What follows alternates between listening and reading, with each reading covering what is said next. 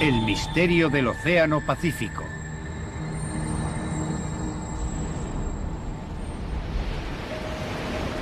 ...8 de septiembre de 1980... ...el enorme carguero Derbyshire... ...con 150.000 toneladas de mineral de hierro a bordo... ...se encuentra a 370 kilómetros de la costa este de Okinawa.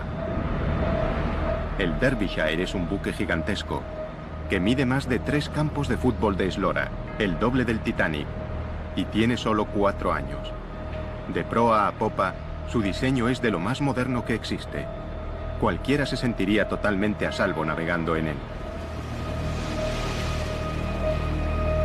Pero algunos, como el marinero de primera Peter Lambert, no. Cuando venía a casa de permiso hablaba del barco en el que había estado, de la gente que había conocido, los marineros, los amigos que había hecho. Y siempre nos escribía. Pero este viaje no le gustaba, había algo raro. Mucha gente dijo lo mismo. Aunque a disgusto, Peter se enroló para un viaje más con la idea de ganar dinero suficiente para casarse. Tenía 19 años. Pero su boda nunca se celebraría. El 9 de septiembre, el Derbyshire desaparecería con toda su tripulación.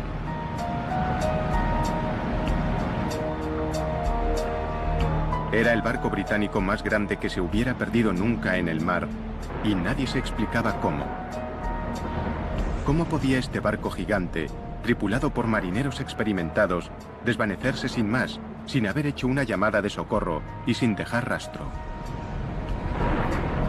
¿Sería otra víctima de uno de los enigmas más aterradores y duraderos del Océano Pacífico? Al sur de Japón se ubica una vasta extensión de océano vacío. Desde 1940, en estos crueles mares, han desaparecido misteriosamente un buen número de barcos gigantescos. Muchos de ellos se perdieron sin haber enviado siquiera un SOS y sin dejar pista alguna de su paradero. Pero estas aguas llevan siglos cobrándose víctimas. Hace mucho tiempo, los marineros japoneses dieron a esta región un nombre espeluznante: Naoumi, el mar del diablo.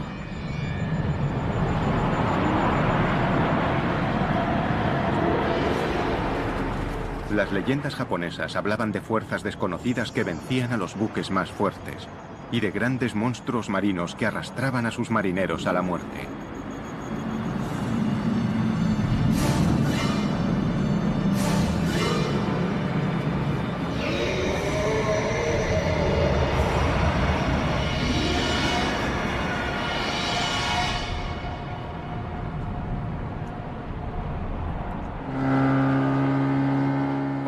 La leyenda de los monstruos marinos ha perdido peso, pero los pescadores japoneses siguen temiendo al mar del diablo, aunque su riqueza les impulsa a arriesgar sus propias vidas. El mar del diablo es un mar de abundancia. Siempre hemos pescado allí. Pero aunque hay muchísimos peces, el precio por capturarlos a veces es muy alto. Este mar es distinto. Las olas cambian rápidamente y de modo impredecible. Por eso, si te relajas a bordo de un barco, puedes tener problemas. Intrigados por los continuos informes sobre desapariciones misteriosas, los investigadores han buscado patrones que pudieran resolver el enigma del mar del diablo. Y algunos dicen que al trasladarlas a un mapa, las recientes desapariciones forman un triángulo de muerte, pero eso es solo el principio.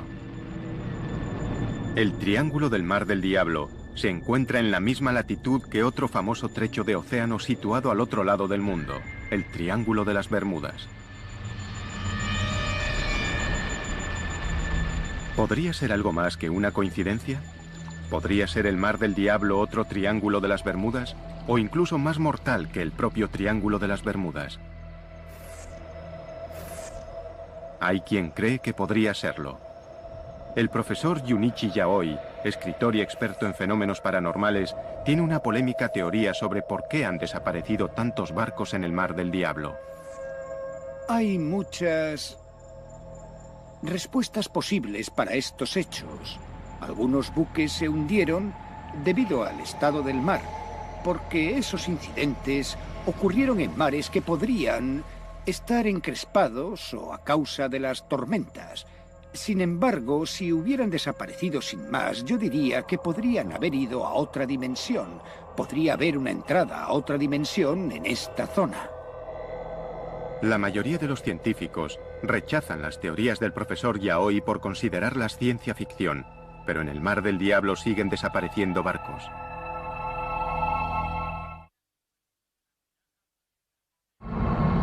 Enero de 2002. El MV Linji, un carguero chino con 19 hombres a bordo, no llega a su destino en el puerto japonés de Kagoshima.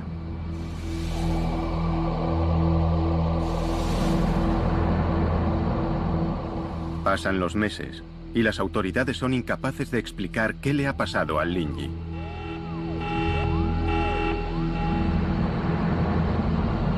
Desapareció sin haber realizado una sola llamada de socorro y sin dejar rastro alguno.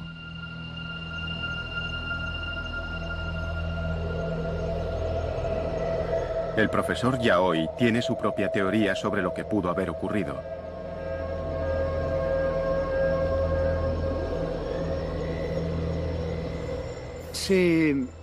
Lo explicaré con un ejemplo muy sencillo. Imagínese una onda de radio. Como todos sabemos, los programas de televisión, ya sean dramáticos, documentales o informativos, se hacen en un estudio. Cuando se emiten, se convierten en ondas de radio que nosotros no podemos ver ni tocar. Lo que quiero decir es que quizás la dimensión diferente está aquí, en el lugar en que vivimos, pero nosotros no podemos verla ni tocarla.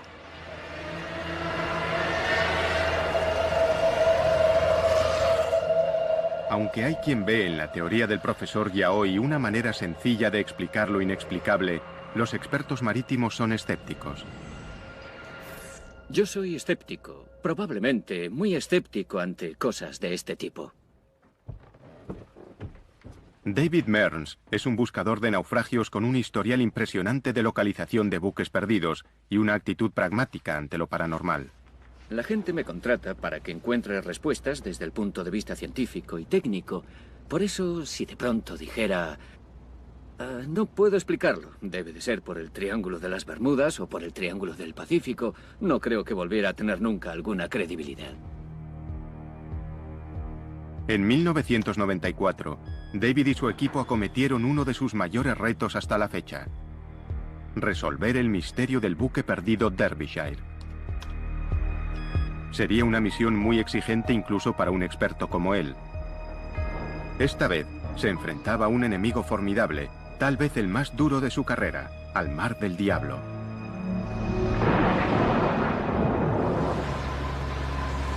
Los miembros del Escuadrón 47 saben lo difícil que es encontrar algo en la monotonía de este océano. Los ojos de la Armada de los Estados Unidos en el cielo se encargan de la guerra antisubmarina, la vigilancia y las operaciones de búsqueda y rescate. No hay ningún lugar de la región al que no podamos ir en un periodo razonable de tiempo. Siempre tenemos un avión preparado para salir en una hora. Siempre está disponible para cualquier tipo de misión de búsqueda y rescate, de actividad de piratería o cualquier otra cosa. La patrulla 47 está en su puesto lo más rápido posible. Los aviadores conocen la región como la palma de su mano, pero ni siquiera ellos pueden explicar lo que han experimentado en este mar. Hay historias, rumores sobre cosas extrañas que les han ocurrido a los aparatos, pero también notamos cosas que a veces no quedan registradas. Por ejemplo, oímos algo que suena raro, volvemos atrás, ponemos la grabación y no está. Hay muchas historias sobre cinturones que se desabrochan y trampillas que se abren y cierran solas en zonas diferentes por las que volamos. En un trabajo tan peligroso y especializado como este, hay que estar prevenido. Los hombres y mujeres que vuelan por estos cielos hostiles saben que no son solo barcos los que desaparecen. Los cielos del Mar del Diablo se han cobrado su cuota de aviones. Y hay una desaparición misteriosa que obsesiona sobre todas las demás a las tripulaciones que sobrevuelan esta zona a diario.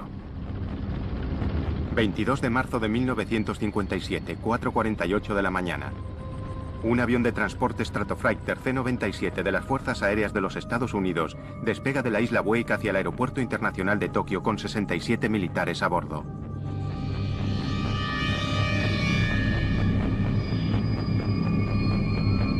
La duración aproximada del vuelo es de 9 horas y media y el aparato lleva combustible para 13 horas y media.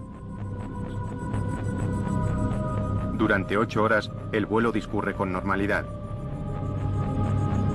A las 2:30 de la tarde, el piloto comunica por radio como hora aproximada de llegada a las 5 de la tarde y añade que todos los equipos funcionan con normalidad.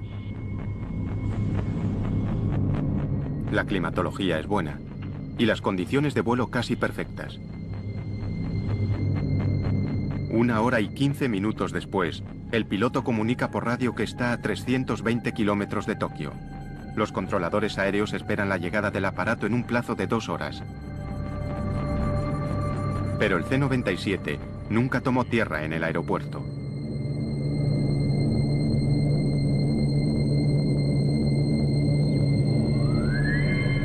Los equipos de vigilancia y rescate peinaron miles de kilómetros cuadrados de océano, reconstruyendo el recorrido del aparato. No encontraron nada. El gigantesco avión de transporte había desaparecido. Algo dentro o sobre el Mar del Diablo tenía poder suficiente para eliminar al enorme aparato sin dejar rastro. ¿Qué pudo haberle ocurrido a este formidable avión, fabricado para el combate y en condiciones perfectas para el vuelo? A día de hoy, nadie lo sabe. Sigue siendo un misterio y un peligro que los hombres y mujeres del ejército deben aceptar en el cumplimiento del deber.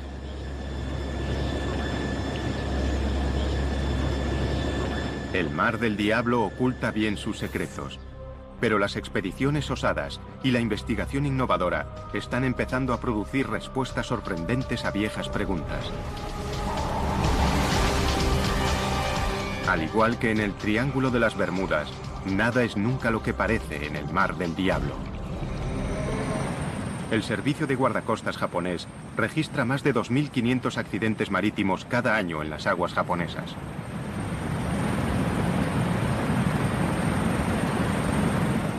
Estas aguas mortales son inmensas e implacables. Las posibilidades de dar con un barco perdido en esta zona hacen que encontrar una aguja en un pajar parezca fácil.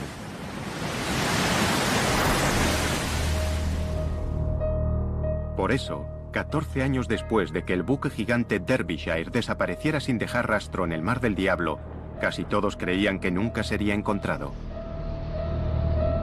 El informe oficial culpó a las fuerzas de la naturaleza y el caso se cerró. Pero las familias de la tripulación del Derbyshire no iban a permitir que el suceso se olvidara. Querían respuestas. Lo único que queríamos eran pruebas que demostraran exactamente qué le había ocurrido al barco y por qué 44 personas habían muerto. La única manera de que se reabriera la investigación era que tuviéramos nuevas pruebas y estas se hallaban en el Derbyshire. Y todo el mundo estaba seguro, en la industria mercante, de que nunca encontraríamos ese barco. Pero las familias se negaron a rendirse.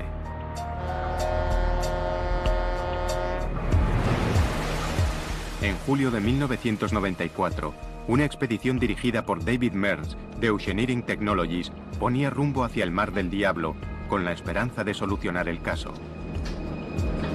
El equipo se apoyaba en una débil pista. En la época del hundimiento del Derbyshire, los aviones de búsqueda y rescate informaron de una mancha de combustible no muy lejos de la última posición conocida del barco. Nadie había utilizado el petróleo como pista inicial para salir a buscar el barco. Había cierta incertidumbre en aquella época sobre lo grande que podía ser el área. ¿Estaría el petróleo directamente sobre el barco o lo habría arrastrado la corriente 15 kilómetros, 100 kilómetros, 150 kilómetros? Nadie lo sabía. Pero mi corazonada era que se trataba de una señal excelente que nos llevaría hasta los restos del Derbyshire. Solo con esta pista, David Mears y su equipo intentarían lograr lo imposible: encontrar el Derbyshire y poner fin al misterio. Una cosa era organizar la búsqueda, pero en este vasto y violento océano, las probabilidades de encontrar el Derbyshire eran mínimas. El lecho del océano está a kilómetros de profundidad, y aunque el Derbyshire estuviera allí abajo, su estado de conservación 14 años después de su desaparición era impredecible. Con casi todo en contra, el equipo de la expedición depositó su fe en un dispositivo moderno, el sonar de barrido lateral. Remolcado por su barco, recorrería el lecho del océano y enviaría imágenes tomadas a 4.000 metros de profundidad. Pero estos barridos del sonar serían también una carrera contrarreloj. Cada día de búsqueda costaría decenas de miles de euros. El equipo de búsqueda solo tenía dinero para 8 días en el mar. El sonar de barrido lateral remolcable descendió al lecho del Mar del Diablo y comenzó a transmitir imágenes extrañas desde el fondo del océano. Para un profano, no eran más que un revoltijo de formas y sombras, pero a David Mearns algo le llamó la atención. Sí, fíjate en esta altura. Al final de aquella línea empezamos a ver algunas cosas que parecían un poco sospechosas. Y cuando pasamos a la siguiente línea, vimos aún más indicios y finalmente en la tercera línea nos encontramos con algo que era un volumen grande, denso, de material duro, pero no podíamos saber si era una roca o restos del buque. Mira eso. ¿Sería el golpe de suerte que estaban esperando?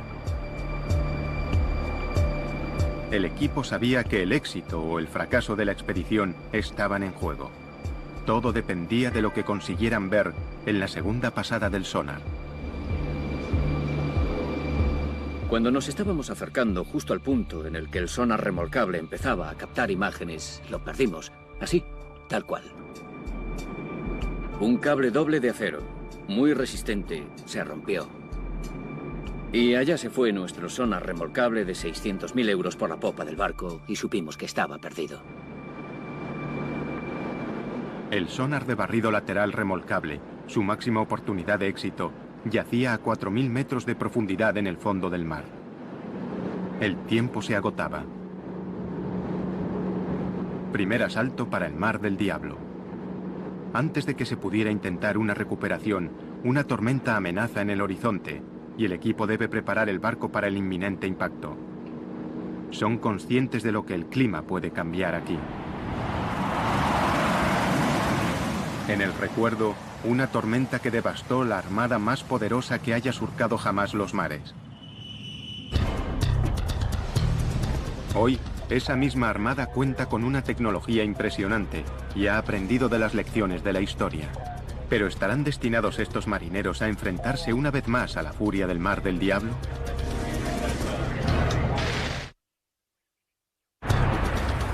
Al final de la Segunda Guerra Mundial, la séptima flota de los Estados Unidos estableció su base en Japón y desde entonces ha dominado el Pacífico. La séptima flota navega por aguas japonesas sin miedo, al menos a ningún enemigo humano. Pero estos marineros saben que si bajan la guardia, el Mar del Diablo puede jugársela en un abrir y cerrar de ojos. Muchas veces disfrutas de vientos favorables y de mareas en calma. Mejor imposible. Miras el horizonte, hay una brisa agradable, el sol brilla y te dices que si no estuvieras en la marina te estarías bronceando. Pero unas horas después, sin más, es como si se desencadenaran 1000 demonios. Así que nunca sabes qué va a pasar. Para sobrevivir en el Mar del Diablo, hay que estar preparados para lo que sea. En esta peligrosa región, lo más importante no son los pilotos de los cazas, sino un puñado de meteorólogos que escudriñan el mar y el cielo en busca de alguna señal de problemas. Estos hombres no contemplan el equivocarse. El más mínimo error podría ponerles en la senda del peligro, y sobre sus buques caería el clima más mortífero que pueda generar el planeta. Parece increíble que estos poderosos buques de guerra, construidos para repeler a los peores enemigos, puedan ser tan vulnerables a los embates de la naturaleza. Pero el Mar del Diablo ya ha demostrado lo que puede hacerles. Es una tragedia que aún atormenta a la Armada. Diciembre de 1944. La Segunda Guerra Mundial ruge en el Pacífico. Los escuadrones suicidas de los kamikazes japoneses son el enemigo más temido. Pero el terror que inspiran está a punto de ser superado. El Destacamento 38, un grupo de buques de combate de la Armada de los Estados Unidos, bombardea las posiciones japonesas en Filipinas, preparando el camino para el desembarco de MacArthur en la playa.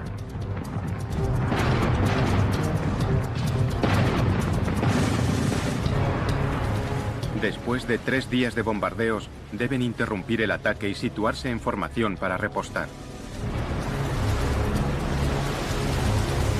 Pero en el horizonte se está formando una fuerza mortal. Una fuerza mucho más destructiva que todo lo que los japoneses pudieran lanzarles. Mientras los barcos intentan repostar en un mar cada vez más difícil, les acecha la furia creciente de un poderoso tifón. Cuando la tormenta se desata, no hay donde esconderse. Los marineros del Destacamento 38 se ven luchando por salvar sus vidas. El mar es descrito como montañoso. Estaba muy encrespado. Los barcos se balanceaban. El viento estaba entre los 50 y 75 nudos con rachas que alcanzaban los 120. El nivel de ruido era terrible. Y por supuesto, los barcos se movían de lado a lado, arriba y abajo. Fue una experiencia aterradora para los hombres de a bordo. Hubo marineros que, aunque se habían enfrentado a la amenaza kamikaze, descubrieron que el tifón era la peor experiencia de sus vidas. Cuando cesó, habían muerto 765 marineros norteamericanos. Fue el peor desastre natural de la Armada de los Estados Unidos en el siglo XX.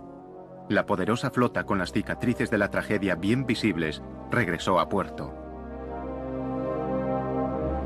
El tifón asesino había pillado al Destacamento 38 por sorpresa. Para evitar que volviera a suceder un desastre parecido, la Armada estableció puestos de información meteorológica por todo el Pacífico. Hoy, el Mando Meteorológico y Oceanográfico de la Armada de los Estados Unidos en Yokosuka, Japón, está en alerta máxima. En el Mar del Diablo se está formando un potente tifón. Esta región mortal es una fábrica de tifones. Sus aguas cálidas pueden generar hasta 30 tormentas asesinas al año. Torbellinos con vientos de 320 kilómetros por hora y olas de hasta 20 metros de altura que se desplazan a 80 kilómetros por hora por el mar, devastándolo todo a su paso. El oleaje asociado con la tormenta ahora mismo es de unos 9 metros. Por eso estamos alejando a los barcos de la zona. Estamos alejando a los barcos de la costa de China y esperamos que se mantengan vientos de 80 nudos con rachas de 105 desplazándose al oeste. Cuando los vientos superan los 170 nudos o 315 kilómetros por hora, un tifón se convierte en un supertifón. Una de las fuerzas más devastadoras de la naturaleza y la peor pesadilla de un meteorólogo marino.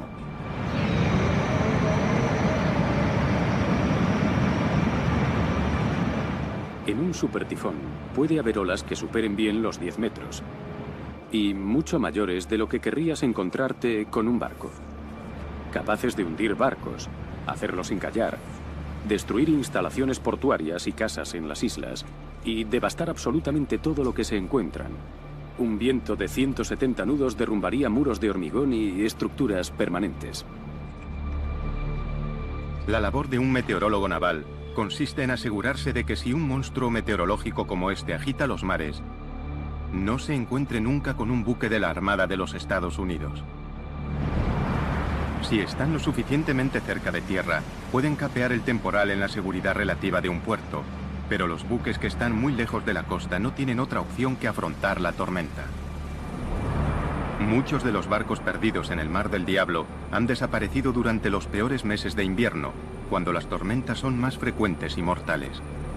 Pero estos son buques gigantes, pensados para resistir las peores condiciones. Un tifón solo no podría hundirlos. Cuando el gigantesco carguero Derbyshire puso rumbo hacia el Mar del Diablo, era septiembre de 1980, la peor época en la estación de los tifones. A las 10:19 de la mañana del 9 de septiembre, el capitán informó de que el Derbyshire estaba luchando contra vientos de 110 km por hora y olas de 10 metros.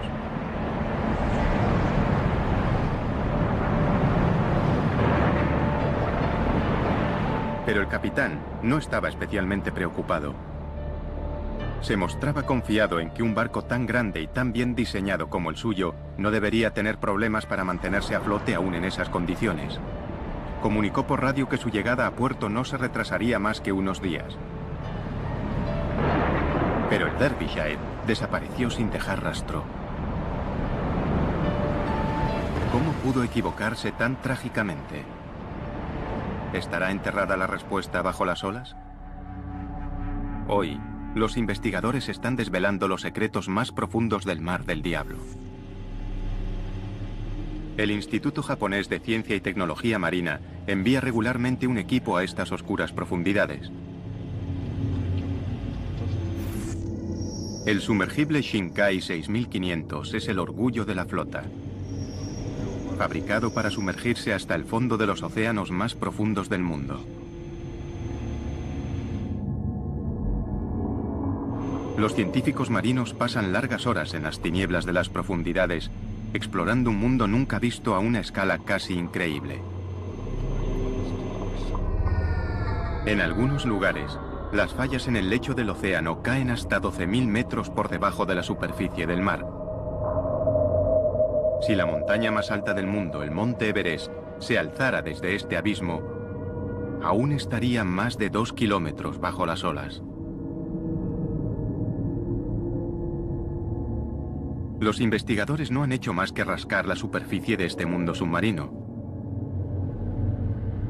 ¿Podría ser esta la última morada de los submarinos de la Segunda Guerra Mundial perdidos por causas desconocidas? ¿Quién sabe qué podrían ocultar estas profundidades sombrías?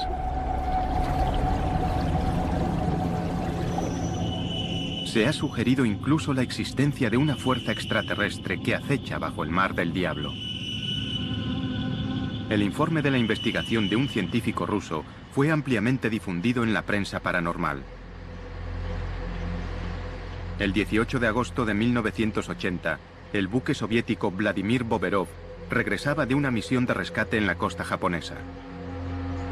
El jefe de la expedición, profesor Platonov, declaró que estaba de guardia cuando, de repente, un objeto no identificado salió del mar y rodeó el barco. Según el profesor, era de forma cilíndrica y pasó a toda velocidad emitiendo una luz azul cegadora.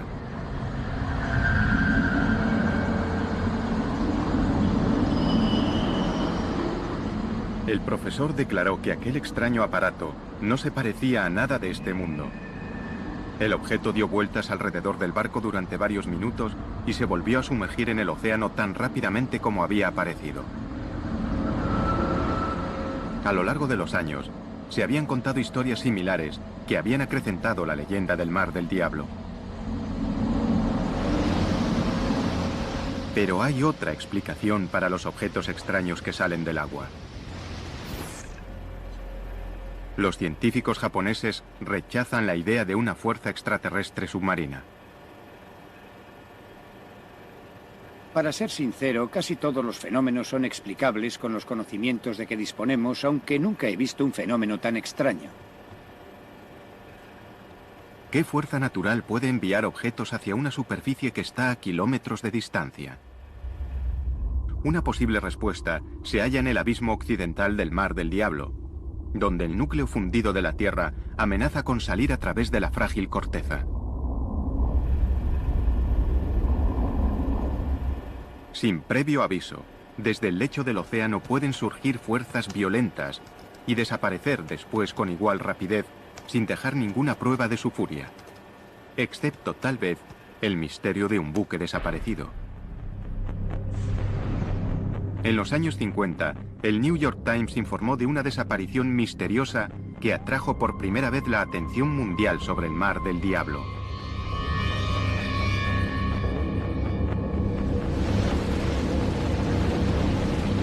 ...23 de septiembre de 1952...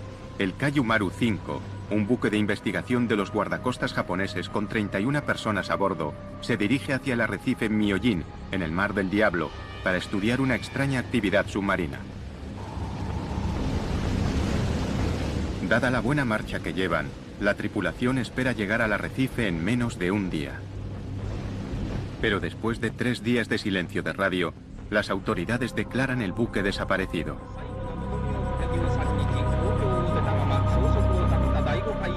Los buques que se encuentran en la zona acuden a buscar supervivientes. Ningún tripulante del Kaiju Maru aparecería. El misterio crece hasta que, por casualidad, los equipos de búsqueda son testigos de un violento fenómeno natural.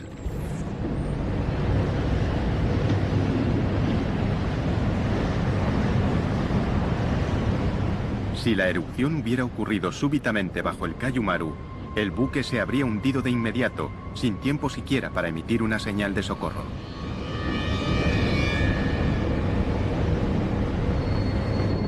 Se encontraron algunos restos de un naufragio, pero ninguno con el nombre del barco, y no hubo supervivientes que contaran lo ocurrido. El destino del Kaiju Maru seguiría siendo un secreto del Mar del Diablo.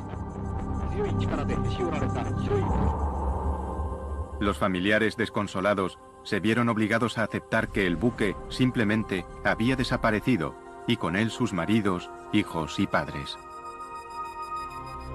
El servicio de guardacostas japonés aconsejó a los buques que evitaran el arrecife Myojin ante el peligro de una erupción submarina. Nacía así una leyenda. Pero las profundidades pueden matar de más de una manera. Cuando un terremoto asola a las ciudades costeras japonesas, sus habitantes corren hacia las colinas. Un terremoto en el lecho marino envía una onda de choque a la superficie. Entonces, se desplaza una masa de agua que se mueve rápidamente a través del océano. Esta fuerza irresistible es el tsunami, la más mortífera de las olas. En océano abierto, los tsunamis pueden alcanzar más de 800 kilómetros por hora.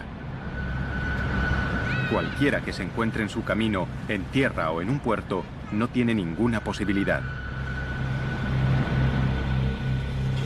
De pequeño, Takeo Suzuki fue uno de los pocos afortunados que sobrevivieron cuando un tsunami aniquiló su aldea. Fue realmente terrible. A las 12 en punto se produjo el terremoto. Unos minutos después llegó el tsunami. La gente intentó huir. Los que murieron no estaban muy lejos de nosotros, pero por desgracia murieron.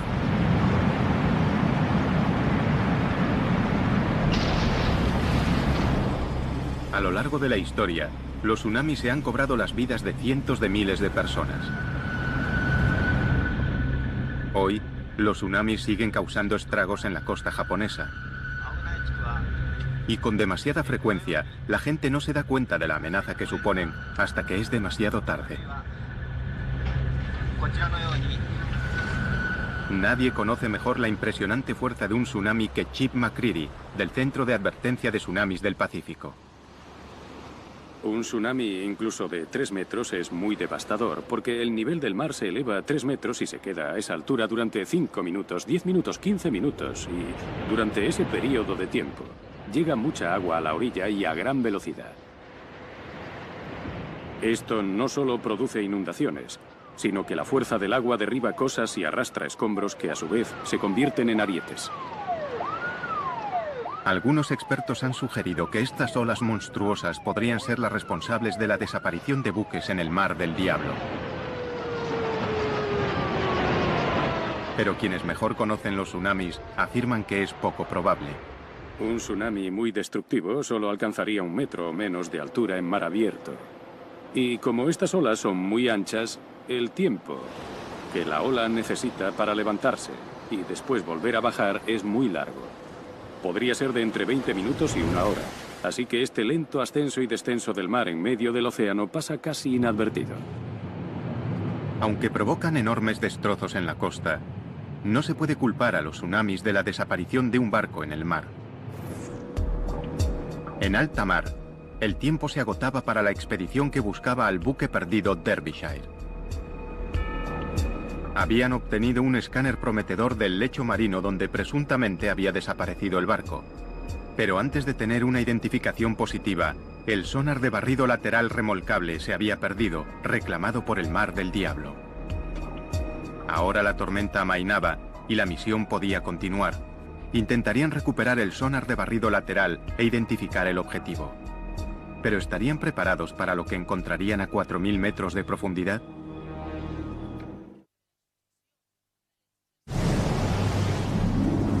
Nada está a salvo en el Mar del Diablo, considerado por algunos el Triángulo de las Bermudas del Pacífico. Los barcos desaparecen de la superficie, los submarinos se sumergen hacia su perdición, los aviones se desvanecen en los cielos. Algunos culpan a fuerzas artificiales, otros a fuerzas naturales. Pero sin duda, se trata de una de las zonas más peligrosas y misteriosas de todos los océanos del planeta. Y una pieza del rompecabezas estaba resultando esquiva hasta la frustración.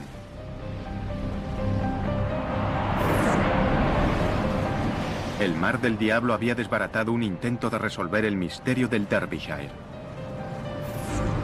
El equipo de la expedición había perdido su sonar de barrido lateral remolcable justo cuando empezaba a transmitir imágenes de una formación sospechosa en el fondo del océano. Ahora tendrían que organizar una misión de rescate, intentar recuperar el sonar remolcable e identificar el objetivo que se encontraba en el fondo. El equipo preparó su vehículo manejado a distancia, el ROV. Esta misión le exigiría el máximo. ¿Soportaría el armazón de titanio del ROV las presiones aplastantes que podría encontrar en su descenso? Unos finos cables eran lo único que mantenía unido este sumergible de tecnología punta al buque. Si algo salía mal a 4.000 metros de profundidad, desde la superficie no se podría hacer nada. La tensión era tremenda. Teníamos un elemento del equipo carísimo sumergido en el lecho del océano. Había un naufragio que era el que buscábamos. Pero si no obteníamos una imagen que lo demostrara, nadie nos creería. Y volver sin haber conseguido nada era fracasar en todos los frentes. Recuperamos el sonar remolcable. Y recuperar una sonda de 1 tonelada y subirla a cubierta fue algo técnicamente muy difícil de conseguir. Después teníamos que sumergirnos y nos quedaban 6 horas antes de tener que levar anclas y marcharnos del lugar. La ansiedad a bordo crecía a medida que llegaban de las tinieblas oscuras imágenes nunca vistas. El ROV captó un rastro de reluciente mineral de hierro, la carga que el Derbyshire transportaba cuando desapareció.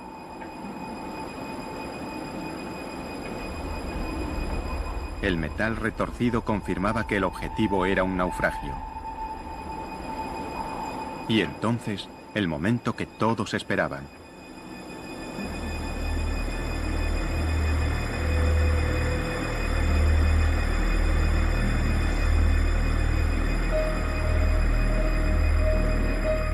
Una prueba, por fin, de que el poderoso barco no había desaparecido sin más, sino que al menos, tras este misterio, había una respuesta.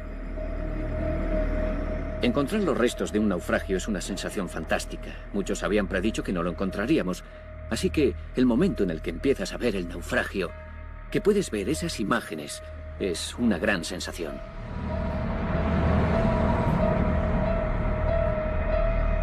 Para Paul Lambert, de la Asociación de Familiares del Derbyshire, la noticia supuso un alivio y una repentina y demoledora sensación de pérdida. Muchas familias, en el fondo, no habían aceptado que el Derbyshire se había hundido. Porque hay un montón de islas desiertas en la zona y algunos familiares creían que sus maridos o sus hijos estarían en una isla desierta. Recordamos a aquellos que perdieron la vida en el mar, navegando en el buque mercante Derbyshire. Cuando el barco apareció, les arrebatamos esa idea. Y hubo muchas emociones enfrentadas. La realidad, de repente, de que tu ser querido no va a volver a casa. Aunque hayan pasado 14 años desde que se hundiera el barco, aún se aferraban a eso. Jeffrey Victor Underhill. Tras 14 dolorosos años, las familias de los desaparecidos tenían las respuestas que habían estado buscando. Raymond William Taylor. Peter Lambert. Nigel Coates. Contra todos los pronósticos y ante el desconcierto de los críticos, David Mills y su equipo habían conseguido lo imposible. Habían encontrado los restos retorcidos del Derbyshire. Pero la pregunta seguía ahí. ¿Qué acontecimiento catastrófico podía haberlo enviado al fondo del mar? Los hallazgos de la expedición ayudaron a